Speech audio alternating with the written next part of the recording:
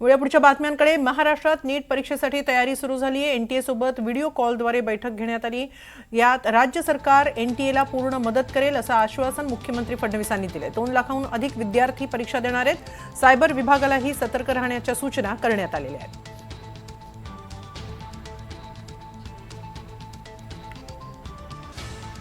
याबाबत अधिक माहिती घेऊया आमचे प्रतिनिधी सागर कुलकर्णी यांच्याकडून। सागर, राज्यातील नीट परीक्षेबाबत काय अधिक माहिती? पुढच्या काही कालावधीमध्ये राज्यामध्ये आणि देश स्तरावरची नीट ही परीक्षा होतीये। आपल्याला माहित आहे की काही दिवसांपूर्वीच या पेपर फुटीच्या प्रकरणाचं महाराष्ट्र कनेक्शन उघड झालं होतं। महाराष्ट्रातले काही लोक या संपूर्ण प्रकरणामध्ये अटक करण्यात आलेले आहेत। हे संपूर्ण प्रकरण गाजत असतानाच आता परत एकदा ज्यावेळेस परीक्षा घेणार आहेत तत्पूर्वी संपूर्ण व्यवस्था कशा स्वरूपाची आहे याचा आढावा आज राज्याचे मुख्यमंत्री देवेंद्र फडणवीस यांनी घेतली आणि राज्य सरकारला नीटला पूर्ण मदत करेल। जी बेसिक इन्फ्रास्ट्रक्चर आणि पोलिसांची मदत आहे ती देखील करण्यात येईल आणि गृह विभाग आणि शिक्षण विभागाचे वरिष्ठ अधिकाऱ्यांना देखील तशा स्वरूपाच्या सूचना करण्यात आलेल्या आहेत।